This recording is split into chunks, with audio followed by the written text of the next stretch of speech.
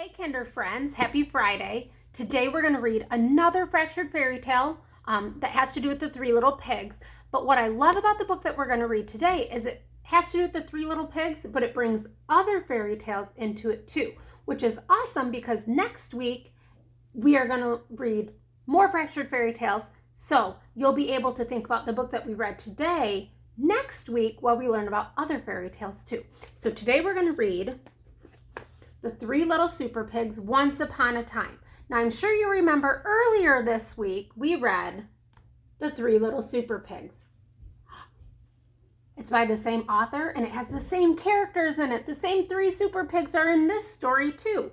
So let's read to find out what the Three Little Super Pigs are up to in The Three Little Super Pigs, Once Upon a Time.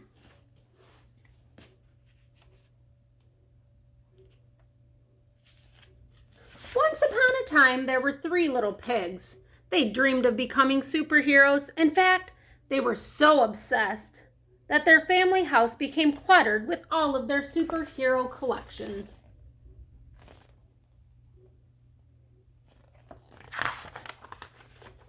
So one day, Mother Pig told her little superheroes it was time to find their own homes, and she waved goodbye. They walked for hours, crossing dangerous rivers and climbing steep cliffs, until finally they arrived at their destination, Fairyland. After an exhausting trip, the pigs decided to set up camp for the night and build their new homes in the morning. So look who's over here. It's Little Red Riding Hood. Danger! Beware of the big bad wolf! While toasting marshmallows in their superhero costumes, the pig met a new friend, Little Red Riding Hood. She warned them about the big bad wolf who'd been terrorizing Fairyland. The wolf had kidnapped Mary's little lamb and stolen sheep's clothing. He'd even been disguising himself as different grandmas and stolen their clothing. The pigs were warned to be on their guard. That's so silly. The next morning, the two pigs were desperate to play superheroes with their new friends, so they built their houses as quickly as possible. The first little pig chose straw to build his house, and he gathered all he could find. The second little pig chose to build his house out of sticks, and he collected them from high and low. And in no time at all, their new homes were ready.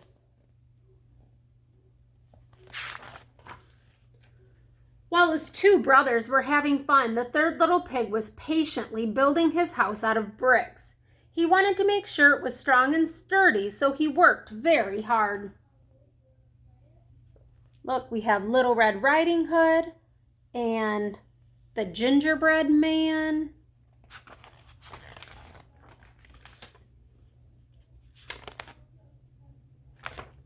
Finally, all three houses were ready, and the pigs were very happy in their new homes. Uh-oh.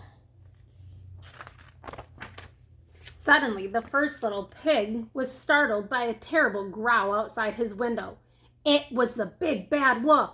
Little pig, let me come in, he cried. Not by the hair on my chinny chin, squealed the panicked pig. Then I'll huff, and I'll puff, and I'll blow your house in, growled the wolf. Whoosh! And with one puff, he blew the house in.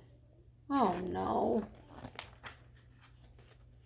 The first little pig ran for cover in his brother's house of sticks. Little pigs, let me come in, bellowed the wolf. Not by the hairs on our chinny chins, cried the pigs. Then I'll huff, and I'll puff, and I'll blow your house in. So he huffed, and he puffed. Whoosh! He blew the stick house in. Dodging the flying sticks and falling debris, the two little pigs ran as quickly as they could to their brother's house of bricks, narrowly escaping the nasty wolf, who was getting very angry and very hungry. I'm glad when I get hungry, I can just go to the snack cupboard or the fridge and get food. I don't have to go chasing down pigs. That would be a lot of work. Little pigs, let me come in, demanded the wolf. Not by the hairs on our chinny chins, the pig replied. Then I'll huff, and I'll puff, and I'll blow your house in, screamed the wolf.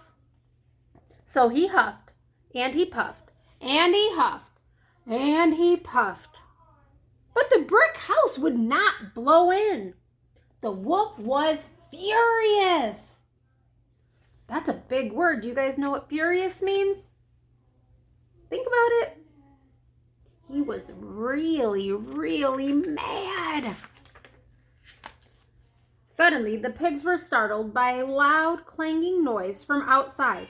The cunning big bad wolf had made another plan to climb under the roof and sneak down the chimney. Two of the pigs started to panic, but the third little pig had a super plan. He had been boiling a pan of water on the fire all along.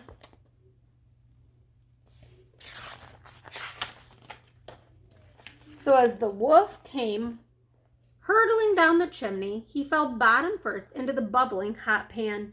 With a piercing shriek, he jumped out of the water and straight into the pig's net. The big bad wolf was defeated. The pigs waved goodbye to the silly old wolf as he was carted off to prison. With Fairyland safe at last, the pigs' dreams of becoming real superheroes had finally come true as the whole town cheered their special new name. Hooray for the three little super pigs.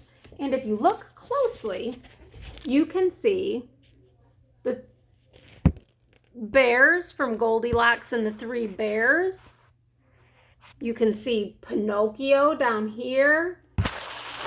Who else is in here? Let's see. Little Red Riding Hood. There's a fairy. The three blind mice are in here. So all sorts of fairy tale creatures are in here. This is just the back of her head, but I'm thinking that's Rapunzel because her hair is really long. So the super pigs saved Fairyland, which has all of the characters from all the fairy tales. That's where they live. How cool is that? And where is the wolf? He's in jail. The end. I hope you guys enjoyed all of our stories about the three little pigs this week. Like I said before, next week we're going to read all sorts of fairy tales and fractured fairy tales, which is really fun. So I hope you guys enjoyed it, and I will be back on Monday with new stories for you to listen to. See you soon. Bye.